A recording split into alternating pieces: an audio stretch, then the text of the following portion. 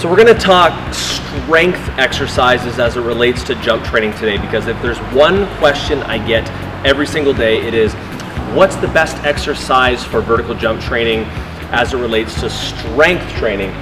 I'm not going to give you like a top three. I'm going to give you three exercises that are staples in the PPA Athlete Academy, the local training, as well as in my general philosophy of training. We are going to start with a Bulgarian split squat, or I like to refer to them as RFEs. Now an RFE, if you're a strength coach watching, yes, I'm not using an RFE pad, we're going to use a bench, so it's traditionally a little bit more like a Bulgarian. Grab a couple dumbbells. If you're brand new to this, I will recommend, and I will actually even demonstrate this without weight to start. So we are going to get to the bottom of the movement first.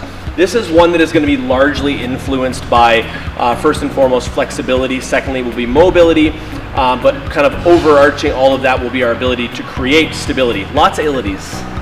Focus. First, we're going to practice this movement with no weight. We want to make sure that we are in this position and not extended at the lower back. Simply meaning that we don't want to have an excessive arch through the lower back. First step's going to be, can we create a braced abdomen, something that can translate power from the foot up? Big breath into our belly. You can even put your hands out as a counterbalance. I like to leave mine on my stomach. We're going to drive up through the front leg. The back leg is supportive. This is for balance and to make sure that we're not just doing a pistol squat. We're going to lower ourselves backward and downward at the same time. So instead of just dropping straight down and excessively loading the knee, we are going to sit back and down toward the pad. Paying close attention that we're maintaining a nice neutral braced abdomen during that entire movement.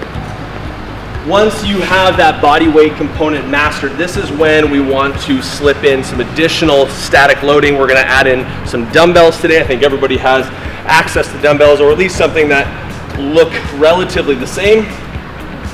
Get to the bottom of our movement. Sometimes what I'll do is I'll have the athletes keep the dumbbells down. That way you can pick them up to start from the bottom. Makes the dance into the setup a little less difficult. From here, same thing, not overextending at the back so we're not just flaring out that rib cage.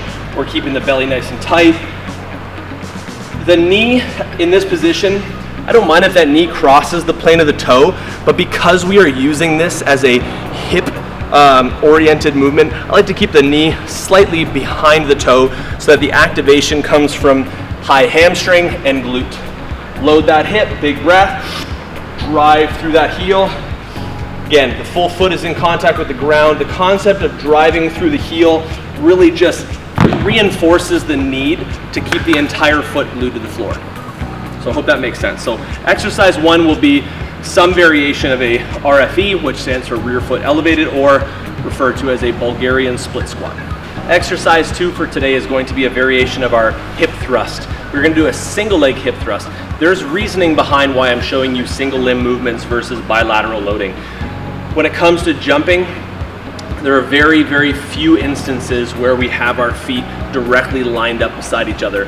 Many of our contact and takeoff positions are staggered, whether it is foot forward, turned in slightly, whether it's off 1 foot or 2, there is some element of staggered stance. So I like to train a lot of unilateral loading as my strength base before imparting more power on top of that. So we're going to do a single leg hip thrust.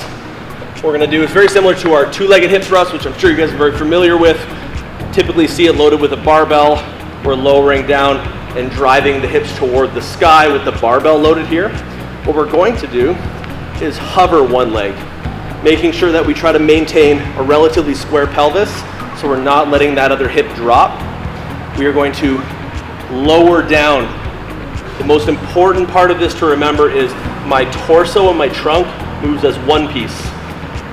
Here's the most common fault, is that somebody will try to maintain and keep their back flat to the bench, and as a result, it becomes more about flexion extension at the lumbar or lower back, at the spine, versus hinging at the actual hip crease itself. Okay, so we want to make sure you move the entire torso as one piece. When the body weight movement, again, is under control, that pattern is nice and laid in and the foundation is set, you can add a dumbbell. This is still a nice light dumbbell, and so will allow you to just kind of have something to hold on to. Lower, drive, big squeeze of the glutes. The pressure is through my entire foot, so I'm not just on my toe. That is one of the most common things I see with my local athletes and it is I think that it is very commonplace in most sports because we do press and push off of the forefoot through the big toe, through that inside edge, that will default to pressing through that. When it comes to developing strength, and a lot of our fundamental patterns of movement are rooted in our ability to stay in contact with the entire floor. So I want to make sure you guys remember to keep your full foot in contact when performing the hip thrust.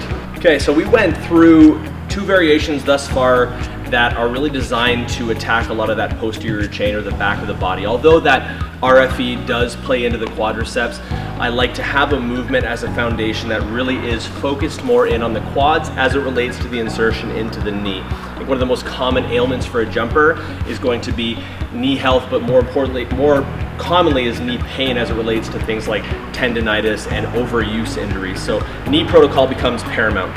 I love to hook into a sled and do backward sled walks. It's a very easy move to set up. It's also super accessible, has a very quick learning curve to it, and low risk to reward ratio. Almost went the other way with that. Low risk to reward ratio. Belt. I kind of MacGyvered this a little bit. So I have a belt, I have a TRX band, then anchored to the sled. Setup is very simple. We are going to load, sit back into the belt, maintain a nice tight upper body, and we're going to drive into the turf through the ball of the foot.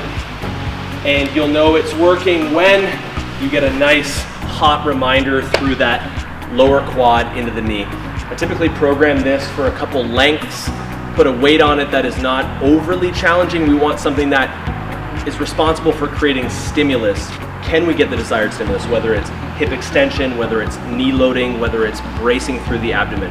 You don't have to overcomplicate things and overcomplicate movements. It's really important, guys. I tell you every single video, slow down sometimes in order to speed up. The basics are the basics for a reason, because they work. We'll catch you in the next one.